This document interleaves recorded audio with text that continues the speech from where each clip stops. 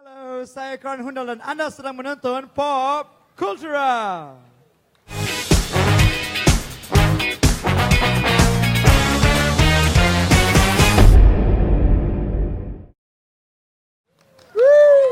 Yeah.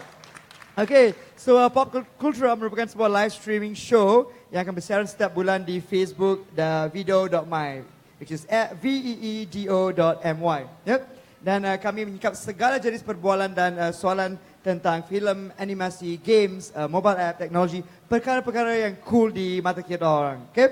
So tapi kali ini untuk episod yang ketiga ni, Pop Kultura bersiaran secara langsung, secara live di The Square Publica, ya. Dan kita ada live audience ni untuk acara Pod vs Wild edisi yang kelima. Jadi terima kasih kepada Sisi Seni Production atas kesempatan yang diberikan. Bukan Sisi Ikan, Sisi Seni Production. Dan hari ini juga Pop Kultura membawakan 3 orang tetamu istimewa bagi membicarakan tentang topik hari ini, ya, iaitu pasaran untuk filem Bajet Ciput. Right? So mari kita introduce panelis-panelis kita. So selamat datang kepada Cik Marini Ramlan. I'm giving myself hello, how are you? And then we have also Mr. Jack Andrea. Hai, apa khabar semua? Tak dengar. Boleh guna mic ni lah. And then we have also Mr. James Lee. Right, so a brief introduction. Marini Ramlan, sorry. Ialah pengurus besar inovasi dan pengedaran di Primework Studios. Ya, dan tanya atas kejayaan filem J Revolusi yang sehingga kini telah berjaya mengutip RM7 juta. Ya, dan masih lagi ditayangkan di Pawagam. So for those of you who haven't seen J Revolusi, go. What are you waiting for? Go and watch the show. Right? Watch the movie. And terus bersama kita also ialah Cik Andrea, seorang pengarah kreatif yang juga pengasas Sisi Seni Production. So because of you and Sisi Seni, thank you so much for having us here. Untuk pengetahuan acara Pod vs Wild ni memasuki edisi yang kelima dalam masa 1 tahun. 5th edition ni. So that's wonderful. Tanya diucapkan. And akhirnya kita ada Encik James Lee, seorang pengarah filem Revolusi baru yang mana awal tahun ni beliau baru saja menayangkan filem beliau berjudul KL24 Zombies. Ya, bukan di Pawagam tapi di YouTube. So that was very interesting. It's successful and with for those who have seen the film, you know what I'm talking about. Okay? So mari kita introduce topik kita sekarang ni. So antara sedar atau tidak pasaran, marketing, pemasaran dalam apa saja bidang amat penting, ya.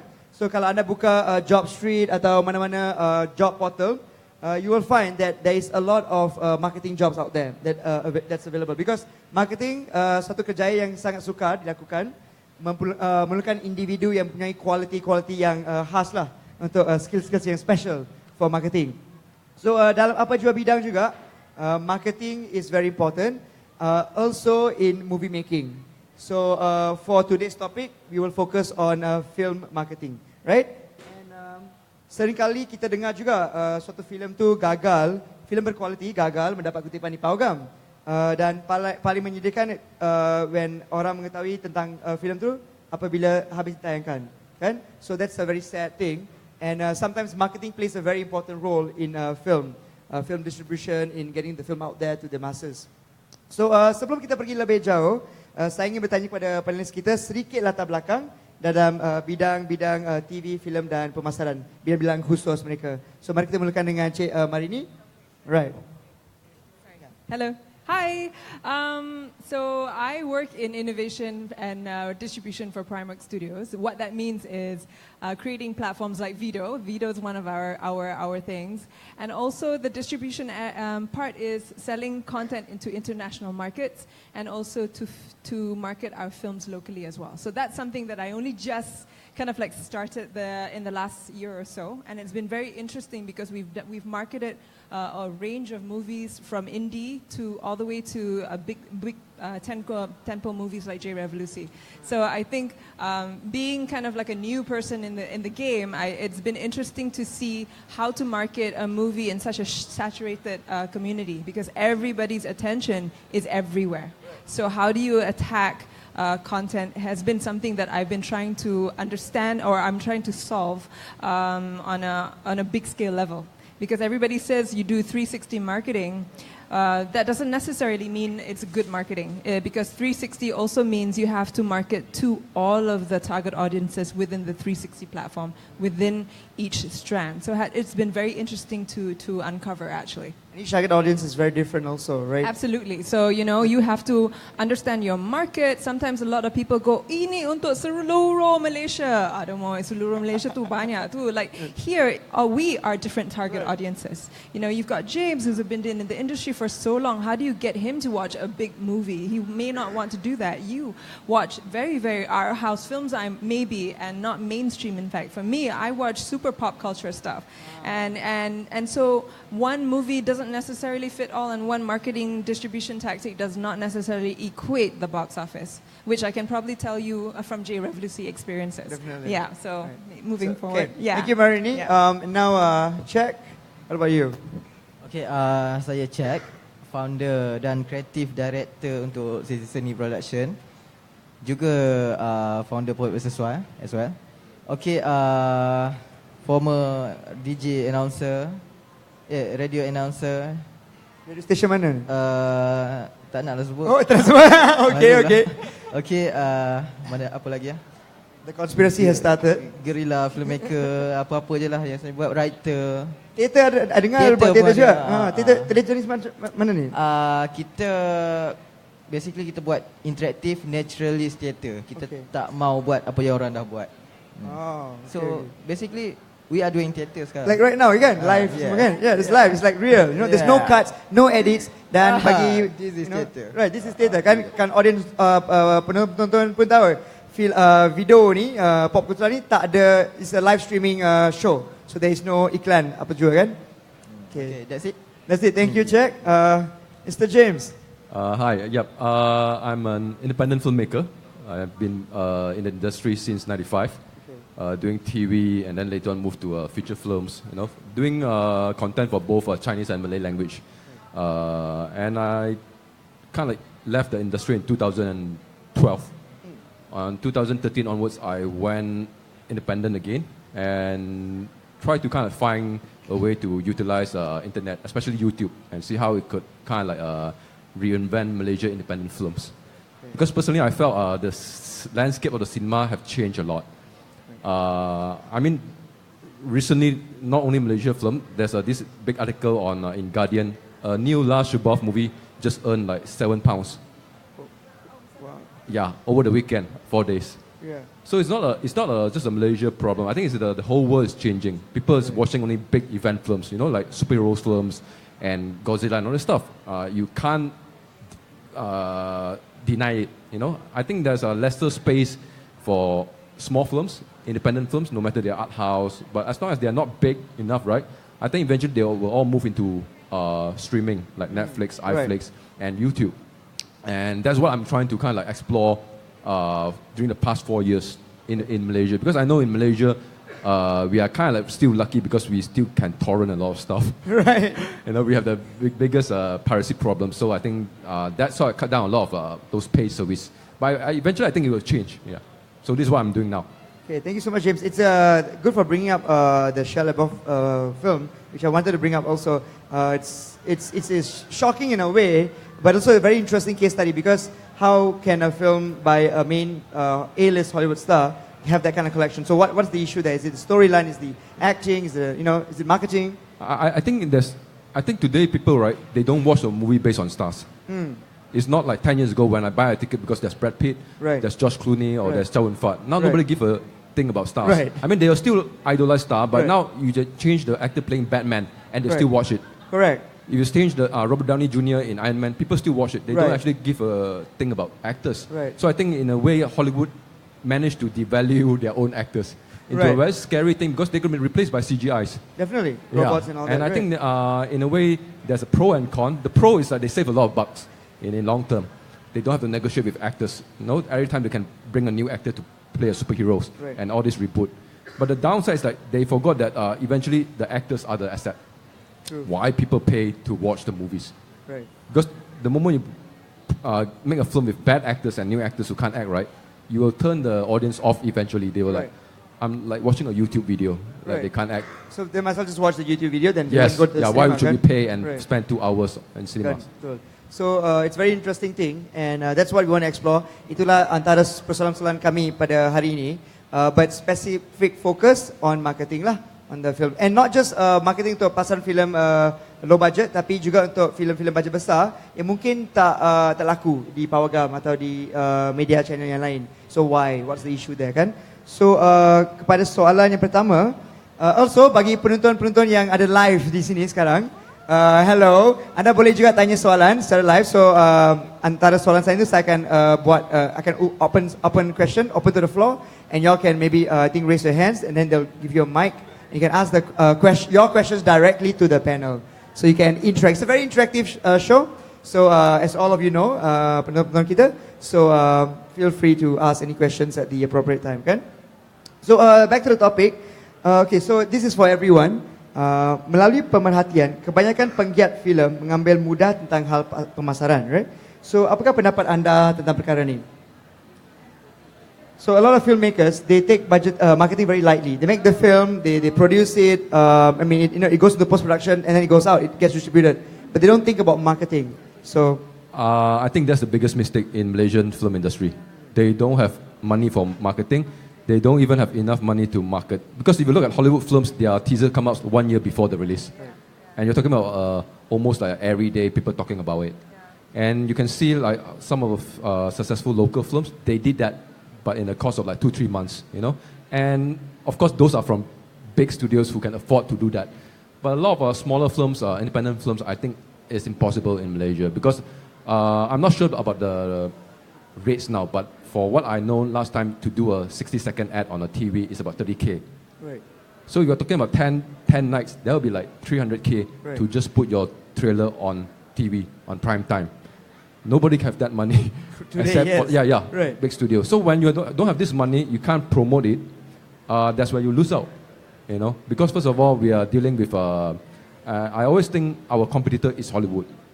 You need to treat them very seriously. Like, if you want to beat them, you need to know how they work and how to play their game. But of course, Hollywood, they have a lot of money.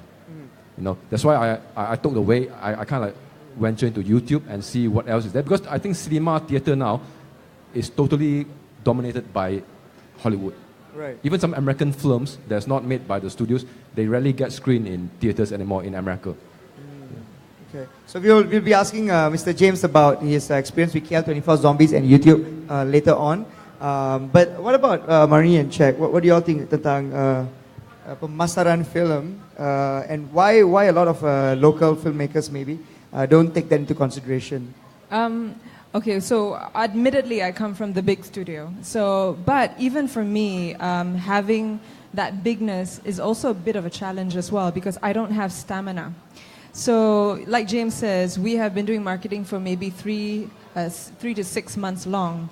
But can you imagine that kind of airtime that I'm negotiating on television as well? A lot of people don't see like the big movies like J Revolusi or even Police Evo.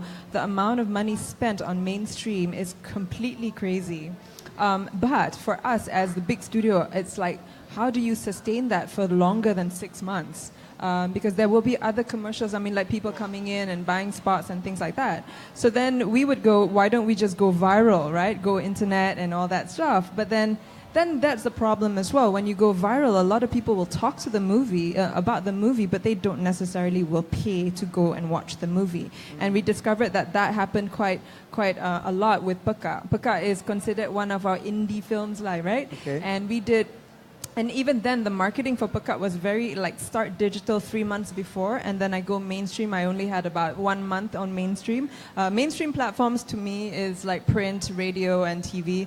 And so we negotiated with that airtime. But to get people to that point was every day we had to put something on social media. So resources become very, very hard to do because very expensive because you need to spend money to do the Instagram posting. Right. You got to spend and brain power to write articles about the movie every other day so that people continuously listen and hear, and they won't be awakened until some controversial thing happened. Right. So for Pekat was very interesting because Brunei banned it. And when Brunei banned it, the whole of Malaysia started waking up and Right. said, kenapa lah? And then the whole issue of Islam came in and things Right. like that. Then it became sensational lah. But then it became like to a point where everybody was talking about it. But when we had opening first day, it was very small. So we were in, we finished at what, 398,000 for, and it's a quarter of the budget that we produced to make something like Pekat. However, what we did was with Pekat, we wanted to create buzz. So we created buzz by sending out to festivals. Right. In festivals, everybody was like, wow. I mean, it won an award in Russia for best screen and best actor and things like that. And then Malaysia started taking notice. Wow, you know, Malaysia, Russia and all that. So kind of when we thing. get outside recognition, then we take notice. But we don't do that first from within. But So we understood that because our audience memang macam tu. The mass market audience will always pay attention to a star that has gone outside, Right. made money or made some kind of And then- thing and come back. And then suddenly it's like, yay, Malaysia. it's always the case, lah. Yeah, so we were gaining traction with that, some positive traction. But then when Brunei banned Pekat kind of thing, that was like, boom, overnight. And I remember that was the first week. And we were doing fairly well. Everybody was supporting. We got the film community to support Pekat and things like that. But because this mainstream person, a blogger came in, watched the movie and said, 10 things you should do, why Pekat should be banned. And that article traveled so much, okay? And it was amazing attraction, but it did not equate box office. So for me, Pekat was amazing in terms of like the balance between mainstream and digital platform marketing. But it was just, it was a good insight for us. So even an indie film, gets marketed that way, still no box office. So why is there a gap then?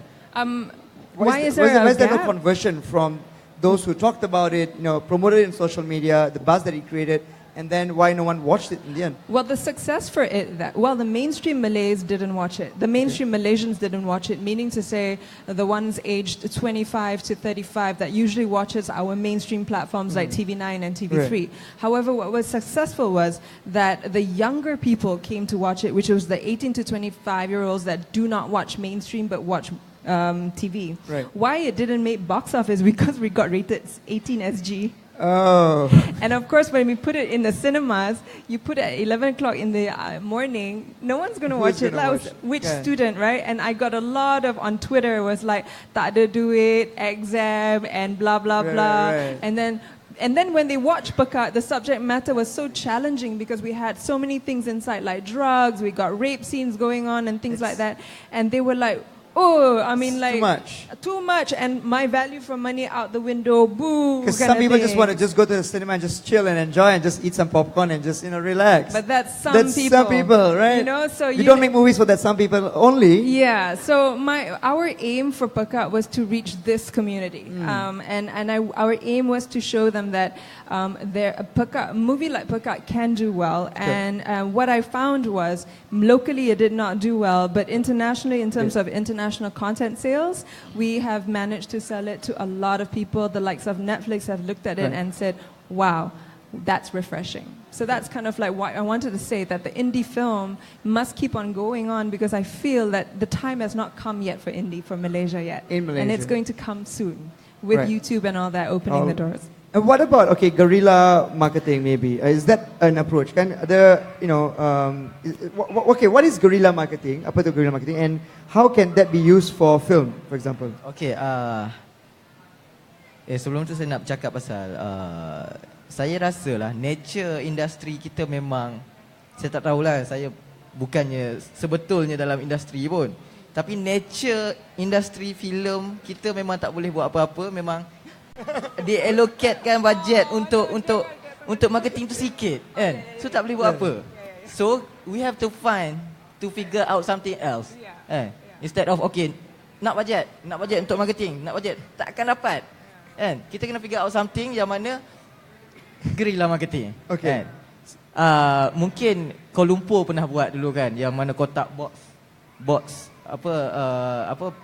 head box people tu kan pergi round KL. Jalan, Itu small scale tau. Saya fikirkan contohnya macam kita masuk music sikit kan. Green Day kan, sebelum dia keluarkan Dookie, sebelum reprise record ambil dia, 2 tahun dia duduk tour dalam van sendiri, makan minum sendiri, tak ada duit, main gig-gig kecil kat 1 US sendiri. 2 tahun. Kita nak buat filem 6 bulan. Tak logik tau. Yang mana kita nak approach, the best engagement adalah kita pergi approach sendiri. Dan benda tu jadi word of mouth. Tahu? Bukannya kita main social media ataupun kita billboard. Okay, billboard bagus. Tapi sejauh mana? I rasa billboard pun tak bagus lah nowadays. Orang marketing sendiri pun cakap, don't waste your money on billboard, seriously. Okay, jangan buat billboard. Nini Marini cakap jangan buat billboard. Then why don't you go approach sendiri, kan? Tour sendiri. Tapi memang tak semua willing nak buat benda ni, kan? Contoh kalau you buat filem gerila lah James, kan? James memang saya tahu dia banyak main shoot je, kan? Filem gerila yang mana confirm you akan ada, sebelum you shoot you dah ada plan you, satu figure yang boleh jual, kan? Satu figure kawan-kawan you yang you boleh jual untuk you buat apa lepas ni. Then maybe you tour satu Malaysia dan mengambil masa mungkin 6 bulan, tour satu Malaysia, dan setiap tempat you buat satu engagement punya event, sembang ataupun buat pop-up market ataupun buat sesuatu yang engage people. Engagement je ke siarkan filem tu juga? Tak payah siar pun apa. Just engage. Jual dulu pelakon tu, jual dulu figure tu. Okay. Figure yang boleh dijual tu. Itu dah cukup besar sebenarnya. Okay. Dan dalam masa yang sama, tease lah orang pasal kita akan keluar filem, tapi tak nampak sangat pun kita akan keluar filem. 6 bulan. 6 bulan. Tapi Oh, macam I cakap, orang takkan willing nak buat benda ni. Tapi Green Day boleh buat 2 tahun sebelum reprise record ambil dia. True. Boleh kan? Dia ada music. Okay, right? That's music, also one this is of those film. things. So is that a difference? That is film and that is music, this is film. So mungkin ada perbezaan kan? I think there's a lot of difference. I think the Beatles play a lot in pubs before they became famous. Beatles, a lot, yes. they play a lot. But I think for a film you can't.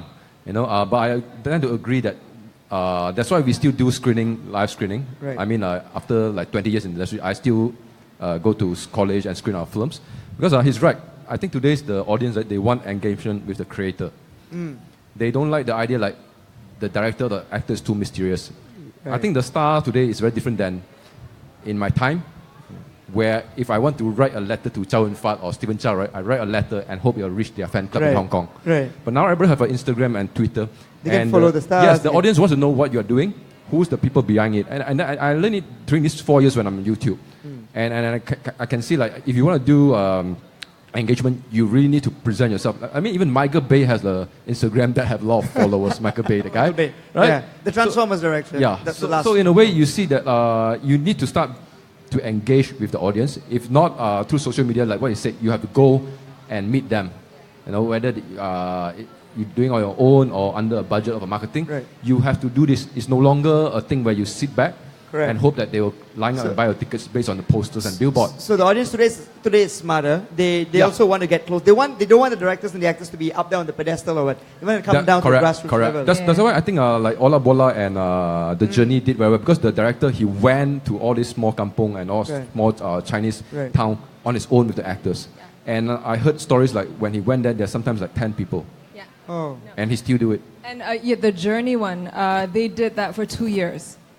Wow, They okay. they started their Wow. Facebook for 2 years. They went to communities, the Okay. Chinese communities, 10, Yeah. 5 people, Yeah. and then they build. Yes. And then suddenly, when the community is engaged, Yep. when they believe in it, they become your supporters. So I think that was a great example of engagement, but that was not guerrilla. It's about, I think they in a way have They planned it. Astro to support them in a bit in the But there's cost as well to there's it. a cost. There's Yeah. a cost to that. Let's not forget. And you don't want to do the pop-up. This all is rental. There's all that a lot of filmmakers tend to forget about that.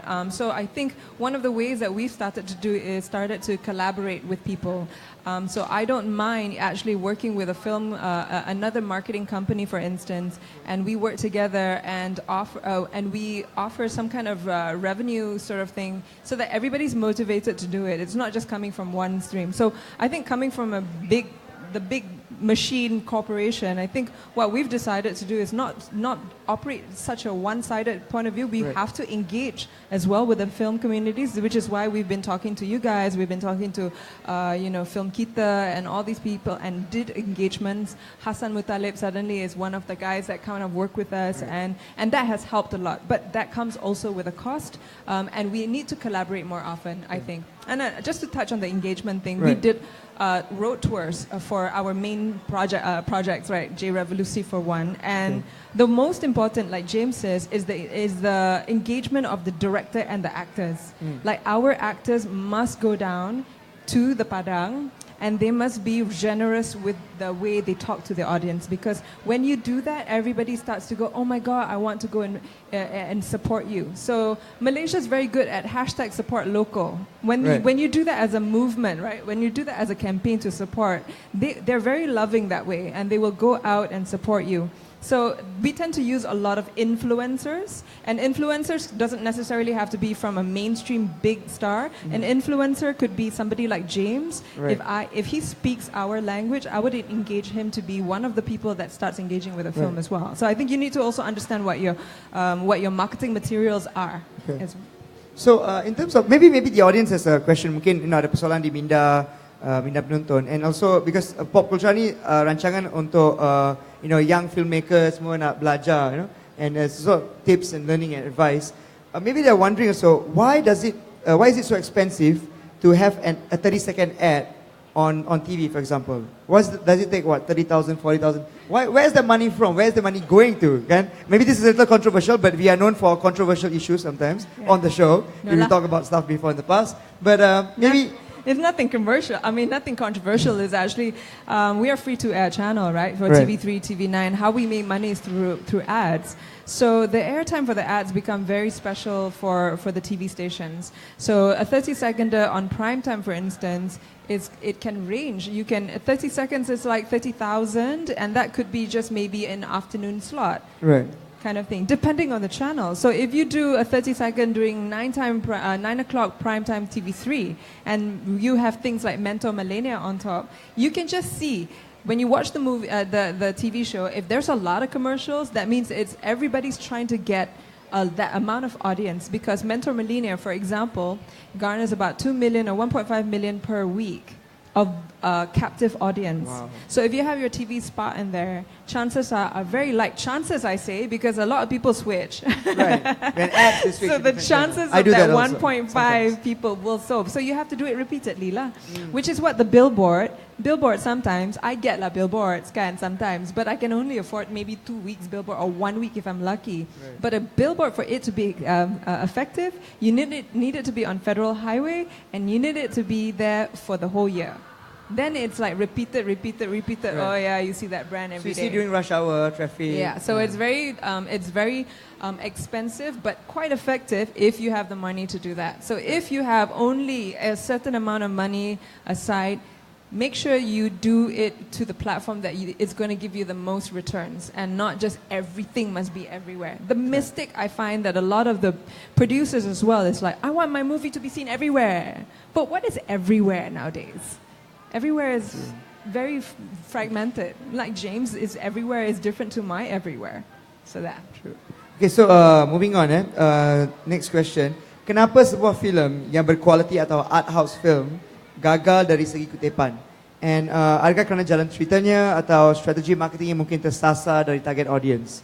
So why sometimes we find a good film, art house that we call it, it fails in terms of collection. I mean, the film is good, critically is good. So is it because of the storyline, direction, acting, or is it just marketing?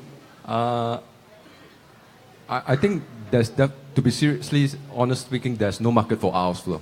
Okay, in Malaysia. In today's world. Not just Malaysia. Not in Malaysia, it's everywhere. I'm not joking, man. I've been in a festival. Even the US and Europe. You look at small indie films, they're all dying out. They're all going to Netflix, to Amazon Prime, Basically, art house films had its market 15 years ago because there's very little choice. So people are curious. Oh, okay, this movie by, Kevin Spacey is in it, by Sam Mendes. I want to check it out. Right. People used to read reviews before they watch the movie, but today we got too many distractions. Yes. So if anything that's I do not know what is it, which is a human nature. Okay, this doesn't look like action film. It doesn't look like a horror film. It doesn't look like a sci-fi film. I'm not going to watch it because I do not know what it is. So I think human naturally, even for audience, right? If they does not know what that film is about, they wouldn't want to take a risk with it because it's their time and their money, which you need to understand. That's why Hollywood films, even though you know the ending, they repeat, reboot, you still pay for it because we just tend to fall for similarity. You know, they might not admit, oh no, I'm very original, but no, we are not very original. We just keep watching the same shit over and over again. Yes. Yeah. You know, same structure. You know that Spider-Man is not going to die, but you watch it because I think we have to admit we love things that we know. That we are familiar. We are afraid to get out of that comfort Totally. zone, explore new topics. Oh my God. Oh, Malaysia especially. I think all over the world. I mean, because of the last year, I've been like looking at Twitter and things like that. Mass market Malaysia, they don't mind spoilers. For instance, and so they want to know exactly what they're going into because that 20 ringgit is very important. Just lepaskan any footage. They want to know, and if it's really, really complicated in your story, you have to teach them how to watch it. So I have a movie coming up by Mamat Khalid, and it's a little bit, not controversial. It's out of the box. Like, it's not rock bro, right? So we are literally going, okay, how are we going to teach it? Because it's a very art house for the director, very conceptual. So we're like seeding cara-cara untuk menonton movie tu.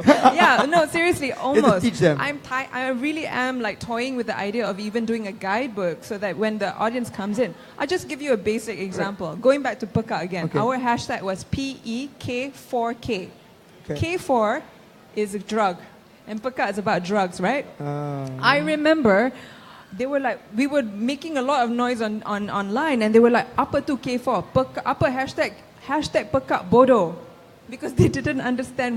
They thought we misspelled a typo. K4. Oh, okay. Wow. But the thing is, actually, it's true because in today's world where we get things so easily accessible, and we are so pampered.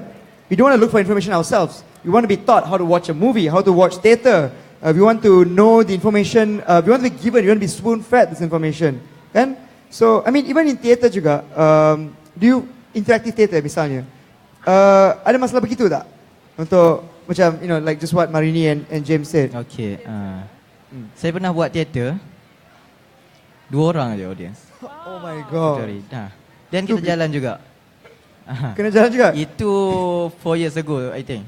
Dia macam first I nak buat. I tak belajar tau. I tak belajar teater. I tak pergi film school. I tak pergi mana-mana school yang berasaskan benda-benda ni. I cuma belajar broadcast, masscom. Tapi I suka kan. Then I buat guerrilla film, I buat teater, I belajar sendiri semua. Mula-mula I belajar creative side. Kan, okay, buat lampu ni semua, okay. Then buat. Okay, 2 orang audience. I tertinggal satu benda, marketing. Marketing adalah satu benda yang penting sangat. Even kau buat benda tu bodoh pun. Kan? Benda yang bodoh adalah benda still marketing tau, benda yang bodoh pun. Dan I cuba buat sampailah tahun lepas 4 tahun, 5 tahun kita buat zombie serang franchise zombie serang Kuala Lumpur, zombie serang Penang, zombie serang Johor, zombie serang mana entah panggung kan, zombie serang mana dah. Zombie serang ni theatre show lah. Theatre, interaktif, naturalist. Okay, latest kita buat tahun lepas, zombie serang bas. Theatre dalam bas, kalau you tanya hero dia adalah you. Oh, so you so as an audience, what do you do? Audience yang masuk akan okay, apa ni? Kan? Apa ni? Dah kena halau masuk bas, then apa nak buat? Then apa? Then okay, start jumpa pistol, start jumpa gari. Okay, you nak buat apa? Dia macam escape room macam tu. Something like that. Tapi ada jalan cerita, ada dialog. Kan? Dan you tak tahu siapa pelakon dia. Oh, so it's in macam flash mob dalam teater, dalam bas, dalam escape room. Dan you kena berlakon. Macam mana nak buat, macam nak handle benda tu, pelakon kita kena sangat-sangat power, sangat-sangat alert. Why not filem pinjam dari konsep teater macam tu untuk buat pasaran untuk filem? I suka juga benda tu. Which is combine theater and film. I baru tengok satu cerita MMU punya Ngelamun. Yes. Sangat-sangat bagus sebab kita lack of concept tau. Okay, filem tahu filem, screen tahu screen. Tapi konsep tahulah konsep filem yang apa surreal lah apalah kan. Tapi konsep yang nak interact dengan audience, mungkin 4D kan, 4D punya ni bergerak-gerak. Then apa? Apa lagi? Mungkin kita boleh figure out kot lepas ni. Dan jadi satu marketing yang bagus. Kan, James? Apa? Short film. MMU Ngelamun tu. Cerita tu sangat bagus sebab dia interaktif. Kan? You kena pilih ending dia mana satu. Dan sambung lagi kena pilih mana satu.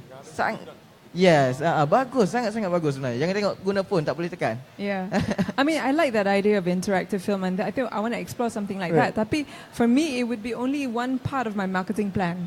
Because kalau macam tu, I will only hit a certain amount of people, and hopefully orang tu akan cakap pasal movie tu, the experience and blah blah blah. Tapi dia punya effect of jom tengok wayang tu is quite long tail. So at the same time, you have to also have some mainstream awareness as well. So that bila you buat benda theatre tu, at the same time maybe there is like some billboards outside as well to talk about this film, so they can make the connection. So then the idea of awareness, it happens all around. All around, like so yeah, I mean that you can do. Let's just do one pocket and hope for it to travel. But like that, it will take a long time for people to be awakened. 6 months or so, but you must continuously do that because at the end of the day, you're trying to get people to buy tickets, bums to the theater, basically. So your cost per marketing, a lot of people don't know this in terms of filmmakers. The amount of money you spend on that one person to go there is a lot. And you shouldn't spend too much because a movie ticket is 20 ringgit. So essentially you should be spending either 1 for 1 or less. If you go more, then you already know you tak untung. Betul. You know, because and that is something that that a lot of filmmakers don't know. So I really encourage people to really get into film marketing, if not digital marketing. And there's something that we need to also pay attention. It's called content marketing. Making content for marketing. It's not enough to just do a trailer. You have to do many kinds of marketing materials to market for digital experience. Articles, press releases, Instagram videos, little short films to accompany a video, and all that people forget. Oh, kita buat lah. So filmmaker will be like, oh, I'll make everything. But at the end of the day, it's your time, your effort, your equipment, your money. Please put that into your cost of production as well. Because then that's the true cost of how much you're actually making for that film. And so they neglect this cost of production and they put that in and comes in. Because it's your film, right? So you'll do everything that is to that. But actually true cost means everything is counted into the cost of meeting. Just to clarify, other content marketing is to create content for marketing for the film. So digital marketing is for digital platform. No, digital marketing is the whole thing. The whole thing, all right. But then you have to create content for it. So there's marketing materials that you have to do, and then you also have to create content marketing for the digital platforms, for the mainstream stuff. Because now, like you said, it's not enough to just do one promo because it's not engaging. You guys just said that we need to engage in audiences. So content marketing is designed to engage the audience. So at this point, I want to engage our audience here. Siapa ada soalan untuk tanya panelis boleh. Okay, we have one over there. Okay, let's have the. Okay, I think all right. Hello. Dengar tak? Okay, boleh. Hello, hi. My name is Zakia. Hello, Zakia. Okay, tak. Tak, I nak tanya. Okay, sekarang ni kan kita kan dah ada digital marketing. So, relevan lagi tak traditional marketing macam benda-benda yang macam print ad, TV, radio. So, macam mana? Apa pendapat korang? Thank you. Okay, thank you, Zakia. So, anybody? I think it depends on your intention of how much you want to make at the box office. So if you're doing a content like a tentpole marketing thing, I think all marketing is important. So you have to get everybody a greater audience, but you have to know how to engage them, and you have to know how to invest. So mainstream marketing is still very important, especially in a market like Malaysia, because 60% of the people are still watching and doing mainstream and watching mainstream TV. When I say mainstream TV, cable, free-to-air, radio, it's still very relevant for Malaysia. And I think that is also true in different countries as well. Recently, I found out that the digital experience consumption for Netflix for a country like Australia is pretty much still very small in percentage. I think it's about 30% rather than 70% mainstream. So, like James says, it's coming soon to a theatre near you. But I think don't discount mainstream marketing still. Okay. So James or check. Yeah, definitely. I think mainstream media is still very important. To me, any publicity platform is important. Until they die out or they disappear. If not, they should be always utilized based on your cost and your budget. Can you afford it? But the fact that why I think traditional media is losing out is because the reach, the people that's consuming it, and the amount that you spend is crazy. Because I think why it kind of like slowly diminishes is because you cannot find the ROI from putting up an ads or promotion in a traditional mainstream like TV ads. People either they switch channel or they go to toilet. Yeah. Whereas on YouTube, I think that's why they kind of dominate now. We don't know in 5 years who else is going to play the game. They have that wheel and all this analytics to justify to the client, like this is what you pay and this is that. So I think for a client point of view, they usually want data, a proof that that's what I spend and that's what I get. And I think that's why it's a lost out. Because I've worked in the TV industry, right? So sorry to bring this up, but I've never understood how the ratings come every day. I work in the industry. They will tell me, oh, the drama we released yesterday night is 15.9, 6.9, all these ratings. Right. But I have no idea how the hell did they come up with these ratings.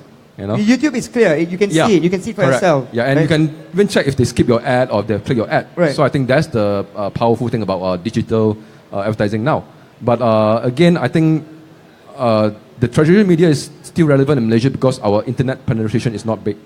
By the time I see if the government, spread the internet throughout the whole country, then they'll be in a lot of trouble. Like what's happening in US now, where everybody's going to the internet platform. Right. So is that why you chose YouTube for KL24 Zombies? So let's talk a little bit about KL24 Zombies. Why? How do you figure out where to put that film on, and why YouTube maybe? Okay, KL24 Zombie is an experimental project. Okay. Basically, what I've been doing the past 4 years, I'm trying to reborn or recreate Malaysia independent films. I think the best way to make people interested is to give them for free first. Seriously. Right. Yeah. Now, I'm talking, I give you a postcard, right? It doesn't guarantee you go back, you'll watch it. Because you got too much thing to do. Right. Or you want to watch Ghost in the Shell. Right. Or you want to just, bookmark it or watch later. So you can see that you have so much choice, right? Even my film is free, right? You may not go and watch it. Right. Right? So even then, right? Yeah, so the thing is like, if I ask you to pay $16, park your car, eat a dinner and watch KL24 Zombie, it's going to be like 0% they are going to do that. They'll say, okay, I'll try, James, I'll try to support you. And then when they go to cinema, they'll buy Ghost in the Shell. Because Scarlett Johansson's inside there. Yeah. So I think that's the reality with a Malaysian film industry. Basically, the interest in Malaysian film is actually very little. Well, okay. I mean, like, from the box office, 300,000 is about 30,000 people who have viewed the movie. And what she said, I agree. You need to make sure the cost that you use to promote the film shouldn't be more than ticket sales. Right. But the industry now is they're paying very high price to get people to watch their film. Because when I did KL24 Zombies for free, people thought I was crazy. Like, hey, how are you going to make money? Right. Actually, that was the question also. How are you going to cover the cost? Okay. In a way, I'm trying to lose money more intelligently than the... Okay, Yeah. got it. Then Because I see if you release the film in cinema now, including the marketing, the DCP and everything, and 30 screens, if all the money that you cannot recover, the cost or the stuff, right? If you divide that by the people who have watched your film, and you come up to average like 3 to 5 ringgit, you're paying to get the people to buy ticket to watch your film. So it's a loss also. It's a loss. Might as well just release it free on YouTube. When I release free on YouTube, my budget is being diminished every time everybody watch it. So the whole budget for KL24 Zombie is 200K. So now I got 300,000 people watching it. Right. So you divide by that. So I'm paying very little for each view. But because there's no expiry date, so as long as it's in YouTube, the money I pay for people to watch my film is going to become like 0.23 cents. That's a very smart move actually also. So why don't more filmmakers do that? It's quite radical because I think traditionally we still come in a business of like, we need to see the ROI in a monetary form, in ringgit. Right. Okay. But whereas I think the industry is hard to try to earn the ringgit because now a lot of these producers are paying ringgit for people to buy a $16 ringgit to watch. And then if they lost, right, they divide by the number of people who watch it. They're paying very high price to get them to sit and watch the movies. Right, but then again also, and I mean, watching a movie in the cinema dan YouTube berbeza lah kan, because in cinema you have a different experience kan. But if you look at those illegal upload of local films on YouTube, there's a lot of people watching it. Actually, they want to watch local film, but they are not willing to pay. Totally. So why is there a disparity then? You know, just because it's local, kan? I mean, just because local, we don't want to pay. So if we see a big Hollywood star, kita nak bayar. Yeah. No, but there is a little bit of light behind that darkness. Okay. When with J Revolusi, what I realized I thought March was going to be a great time because it's school holidays. So I thought everybody going to go like, lots of videos and whatever, lots of time to go to movies. Right. Then of course we knew Logan was going to come out. So that was like, okay lah, second week, and then we released, I'm right. Then Kong came in. Oh my God. In my opinion, Kong wasn't that good also. I felt J Revolusi was better than Kong. Totally. And I had friends from the UK going, why are we people watching Kong? And I was like, I'm from Malaysia and Kong's number one right now. Okay, fine. But what I realized that we can be at par if the movie experience is good enough. Right. So J Revolusi had a lot of positive comments, and it did number 3 in 3 weeks. The 2 movies on top of us was Hollywood. So that was really cool because to see Logan, Kong, J Revolusi for 3 weeks in the cinema, very cool to see. Then we opened in Terengganu for the first time after how many years, right? Terengganu finally has a cinema. Okay. And they had Kong, Logan, and J Revolusi. And we beat those movies on one time slot, which I was like, yay, for Malaysian film. Because I think at the end of the day, if the film is of good quality, and a lot of social media, when I was looking on Twitter, diorang kata macam ni lah, okay lah, berbaloi lah, I pergi tengok movie for 20 ringgit dekat cinema. And then they say like, at least Malaysians are trying to bangkitkan film quality. Right. So, and they like the fact that J Revolusi tak ada romance movie. Tak ada cerita romance, tak ada cerita cinta dalam J Revolusi, which was really cool to see as well. I think we just need to keep on doing it. For the big studios at least, that's the part that they can play to continue doing movies like this for the industry. But going back to what James said about like releasing things for free, I was at James' premiere and it was so fun to see KL Zombies. Because he only one film I was very impressed with because it was only one hall, but all of this of his friends came to support, and it was so fun to watch. And James did like this, you all download lah, watch lah, take pictures lah, it was so refreshing to see because then that allowed people to go, I'm going to promote it. So what I did was I became James' fan and I started telling everybody, I said hello. And even if I meet people like Netflix or Discovery and all that, I said, look, apart from the stuff that you see in cinemas, you have to check out these guys on YouTube. So it becomes a calling card for a lot of filmmakers. And without you knowing it, your stuff I have already shared with so many other people out there. True. Personally, I mean, I've been watching James movies since the days of the Beautiful Washing Machine and all that, right? All that, right? That's like the first I think I saw. And when KL 24 Zombies came out, a lot of my friends started talking about it also. And they talked about it, and then this was like a new thing on YouTube. So what, really? A new film, free on YouTube, you can get it? Like, no, this is not real, But, then you go and see, you talk about it, and so... And then what was refreshing was the perspective of a different directors. Right. And it was very like, I love the dialogue was very real, very Malay dialogue, some English, Manglish and things like that.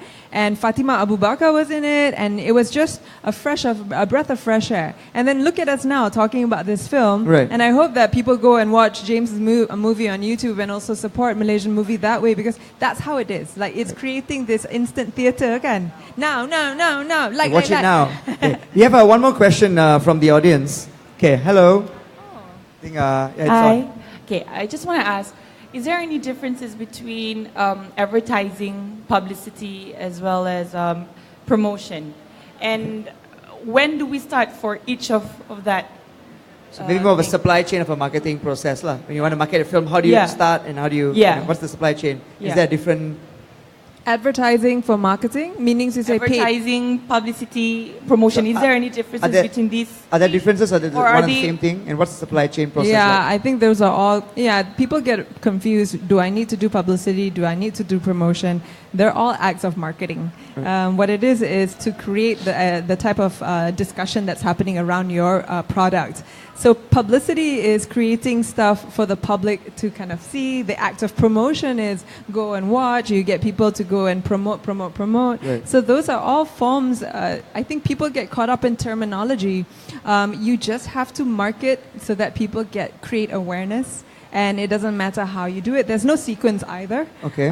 There's no sequence of you trying to create an instant theater experience as opposed to you launching a promo. Okay. Hollywood has formatted marketing. And our problem is we follow Hollywood marketing. Right. What we shouldn't do that because Hollywood, they did one.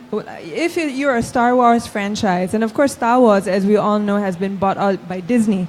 Disney has a huge marketing network through a lot of the YouTube experiences. It's called Maker Studios, meaning it's a multi-channel network where they have a lot of influencers also marketing it at the same time. So Disney spends a lot of money on their franchise, and their strategy is worldwide, and then Southeast Asia and all that stuff. So, for instance, Beauty and the Beast was a huge promotional activity that by the time that you come to Malaysia, no need to even You're promote. you're waiting for it. And then if you look at Disney punya strategy, you think that Malaysia's market is only 1/100th of what they were trying to do. Right. So for them, they were like, let's market to North America first, and then let's go to China, and then let's go to this, and then they spend a lot of money on marketing as well. So for us to emulate what Star Wars does, that's crazy. You can't do That's that, right. crazy thinking. And also putting a promo 1 year in advance, it's really good, but you need to know what you're putting for the rest of the year. Okay. So So maybe in terms of, does that answer your question? So maybe in terms of that, and then pada pendapat anda semua panel, apakah distribution module yang berkesan untuk sebuah filem yang low budget misalnya? So we can't follow the Hollywood style of marketing, or the Bollywood style for that matter also, right? But what kind of approach, young filmmakers maybe, what can they do? Is there a specific distribution module? Is there an effective one? I think James trying to figure that one Right, out at so- the moment, right, James? The side maybe. Okay, I'll suggest YouTube. YouTube. Yeah, I think if you look at what the YouTuber in Malaysia, like those vloggers like Mat Latif, he sells more books than a real author when he releases a book. That's because he got a lot of followings on YouTube. And I think that's the beauty of internet. Now you don't have to go through the traditional media because you can't afford it or they are not interested in helping you to promote.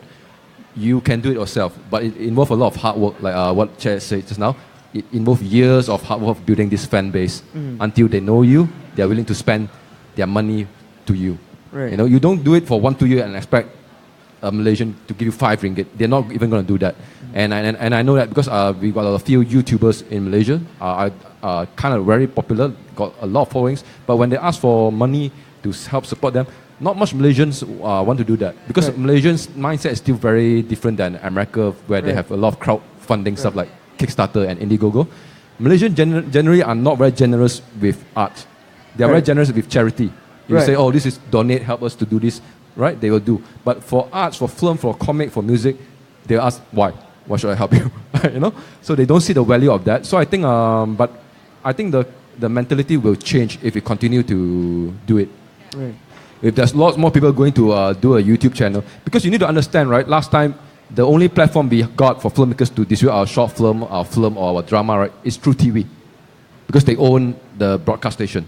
But now with internet, everyone gets to own one. It's like podcast. You can run your own radio station, and you can see a lot of examples like how in America all these YouTubers are earning loads of money.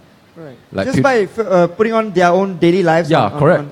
PewDiePie is one of them. Right. And I think no filmmakers in Malaysia have kind of like explored that part yet. Right. I think I'm trying to do that. It's not easy because eventually we are still doing something very old school.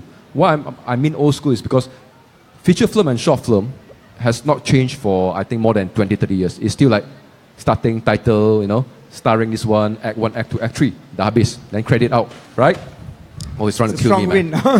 Okay, but if you look at the type of entertainment we have now, right? We got live video game streaming. Okay, now the cinemas is doing live streaming of video games. I saw it in GSC. They're actually doing live streaming. They'll charge you a ticket to watch a live streaming in cinema. They got live streaming of football. and they got live streaming of wrestling. Right. So now a local movie have to compete with this. Right, concerts and all that, You're not yeah. competing with just Hollywood films. You're competing with video game streamings, Right. wrestling matches on big screens. So in a way, I think if you do not still explore internet and find a piece of yourself there, you're going to lose out. It's not a guarantee that will be successful, but it will still be a chance rather than try to kind of like emulate the traditional media, like trying to buy ads and all this stuff. What about apa pendapat Cik tentang distribution model yang berkesan untuk filem low budget? Okay, saya rasa dah tiba masanya kita gunakan community punya approach. Sebab, okay, macam mana indie movement kat Malaysia ni boleh hidup? Kita dah start, Magic dah start tengok kan? Macam mana nak gain kita punya fund melalui Magic, dia ada social Social social enterprise and all that, cradle funds and all that. kind of stuff lah. Right. Indie movement dia sangat-sangat, saya rasa tak banyak yang bercampur dengan film movement. Yang mana kita tahu setiap negeri ada movement dia. Ada indie film movement, tapi kenapa kita tak gunakan benda tu? Tak bersatu. Kan? Kita dah kena buat. Saya pernah last year saya buat ini, saya tour saya punya buku. Saya tak gunakan satu sen pun. Dan saya tak gunakan FM, saya tak gunakan event manager, event organizer, semua saya buat sendiri. Macam mana saya buat? Approach setiap community yang ada, yang mana semua kawan-kawan. Why don't kita applykan benda tu kat filem? Kan? Bajet tak ada, kan? Kita allocate berapa je untuk marketing kan? Biasa, itu dah biasa je. Kita gunakan cara yang saya rasa agak kita nak tingkatkan engagement sebenarnya. Itu je sebenarnya, kan? So, saya rasa itu adalah approach yang sangat bagus. Kita tak guna je. Setiap negeri ada movement, dan kenapa kita tak try target movement ni? Daripada movement tu dia macam MLM lah. Yeah. Movement tu akan cuba movekan ke orang lain kan. Itu je. Dan kita just click je. So, okay, moving on a little bit on there. So, if you talk about international kan, so filem-filem James dikenali di luar negara, right? Melalui filem-filem beliau. Dan so, bagaimana anda melakukannya sehingga berjaya di luar negara? In terms of marketing, or how do you have that kind of reach? Especially for, I mean, young filmmakers also maybe. I think film festival is still in a way relevant if you want to make a name outside. Okay. It's the easiest one and cheapest one because you just need to go into the right festival, win an award. But to be honest, it has to do with a lot of luck and the people you know. So in our industry, it's about who you know. Because you need to understand, right, in a film festival, if I'm programming a film for the KL Indie Festival, and you guys submit me 1,000 films, I can't watch all of them. Right. So it'll based on Chair, he'll say like, hey, you check this out, then I'll watch. You know? So it's kind of sad, reality, it's still based on who you know to get your film being watched. Especially now, because there's more people making films, more people making music. I think all this curator and programmer have no more time to actually to sit through all of them. And it's kind of like sad because more talent are undiscovered. Right. You know? Bear in mind, like before 2000, films are really valuable because it's not easily being made. Right. So there's a certain numbers every year from all over the world. Right. And now I think it's triple. So no way all these festivals can sit down and go through that. Right. You know, and you need to be who you know. So I think the best way is like get yourself a presence online, which I think is very important. A lot of Malaysians still haven't do this yet. I felt a bit they are still like very behind a lot of our counterparts in Thailand or even Indonesia. You need to, I mean, for instance, you're a host, right? And maybe a performer and actor, right? Right. You should also have not just Facebook, but a YouTube account. Right. You know, to constantly upload your... Which I don't, actually, not right now. Yeah. But maybe after this, right? Yeah, because you need to understand, YouTube is now the most searched. You don't go to Google anymore. Yeah. You go to YouTube. How do I make a curry puff? Right. It comes out. Because you want to see video. Right. You know? Ghost in a Shell review. You don't look for the blog. You go straight to a video review. To someone who's doing... Who's talking reviewing about, the movie, about Ghost in a Shell. How do I repair my phone? You go to YouTube. Right. Because now we want to see. So we do not want to read anymore. So that's why, who's the funniest host? You might pop out. You get it? They won't go to your blog. They will go to YouTube and see whether you're funny or not. That's why I think YouTube is really, really underutilized in Malaysia. To not just promote filmmakers, but to any entrepreneur or creative designer, artist, comic artist, you need to have a YouTube account. With the assumption that YouTube is here to stay, it will not be replaced by something else bigger. It might, in 5-10 years time, nobody knows, because we never know what will happen in 10 years. Technology is very powerful these days. Like this thing here, like in 1995, if you tell me this thing appears, right, I think it's bullshit. 1995. Right. For all those young guys, you might think nothing. But for us, if you show me this in 1995, right, I think it's like future. It's like, wow, what's this? Is this like time travel? I mean, you bring this to the 1800s, probably, people think that's God. I mean, or something, people think it's God. You get all this stuff, you can do this. So I think we somehow underestimate technology a lot. They develop very fast, especially these 10 years. So what going to happen to Facebook, YouTube, and even Filem, right? Nobody knows. But I felt like Filem one day will become obsolete. It will be replaced by many video games, especially the VR video games. I think that'll be the next step of entertainment for augmented reality also. next step of entertainment for humans. You know, interactive. They want to be part of it and not just sitting and watch on the screen. So we've almost reached the end of the show. Dah hampir tamat untuk rancangan kami pada episod kami pada bulan ni. So maybe final closing words, perkara-perkara terakhir, maybe just a brief closing, and maybe what's the future of film marketing in Malaysia for low budget or big budget films, or maybe some more innovative approaches maybe, or something. Just a very quick one. I think the future for Malaysian film marketing is the fact that we need to know how to mix both digital and mainstream to a certain point. But I think every filmmaker should approach their film as a franchise, like a brand. So like you say, engage in community, start small, get yourself, have a presence. If you're an indie filmmaker, and get your name out there, because once they know you, want at least you and the body of what that you do, then that's when you know you can get the at least. They say it takes 5 fans for you to like and for you to grow. Countries are built on 5 people, punya belief, founding fathers and things like that. So it's not undoable. But I think you need to find your tribe, the people that speak your same language. Okay, thanks, Marini. And filem kita cuma akan berjaya bila ada budaya menonton. Nak membuatkan, nak mencambahkan budaya menonton tu kenalah mula dari sistem education. Sangat payah sebenarnya. Start dari diri sendiri dulu sebenarnya. Start dari diri sendiri. Kita je pergi, itu je. So kita just go ourselves, go watch it, go see the. Even filem tu, I kadang-kadang tengok kawan aku mati dalam rumah sewa tu. I pergi macam boleh lah cerita ni, just nak chill. Tapi saja macam okay boleh lah. Tapi tak ada, kita tahulah yang mana bagus, yang mana tak bagus. Itu je sebenarnya. Budaya menonton. Budaya menonton sebutlah. Start from within yourself. And James? I think like what I should have just said. Build your own brand, find your own tribe, build your own fans. I mean, you can do that today. It involves a lot of hard work. Last time you go through TV, radio station, press to help you do that. But now I think you can start doing on your own. It's not impossible anymore to build your followers. But bear in mind, it's hard work.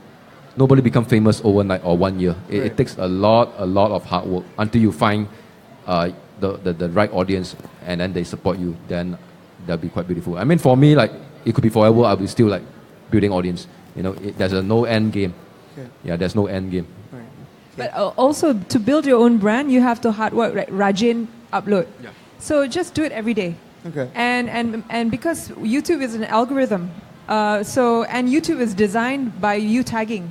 So if you do your own tags and every day you upload your content, eventually you'll start popping up on your friends' punya windows. Just building the base. Yeah, really, because it's a computer. You have to understand that that's basically it. The more frequent you are, the more rajin you are, the better the fruit is, basically. Okay, so diharapkan segala persoalan tentang marketing film telah pun dijawab, tentang pasaran filem tu bajet Ciput ataupun filem big film juga. So terima kasih panel-panel kita, Encik James, Encik Check and Encik Marini also, dan penonton kerana soalan-soalan anda tadi dan pandangan setia bersama kami sejak awal tadi. Veedo juga ingin merakamkan jutaan terima kasih kepada CC Seni Productions dan semua yang terlibat dalam menjayakan pop kultura hari ini. Also Publica dan Madfest 2017 for the place, for giving us this venue. Also rakan-rakan penaja kita yang lain. seperti UM Sunrise, My Perintis, Bambang Productions, Daily Seni dan Inzex. Ikuti perkembangan pop kultura menerusi veedo.my di Facebook, Instagram dan juga Twitter serta layari laman web www.veedo.my bagi mengetahui cerita terkini tentang dunia sinema, animasi dan teknologi. Saya Karan Hundal, host anda. Terima kasih, jumpa lagi. Good night and good luck.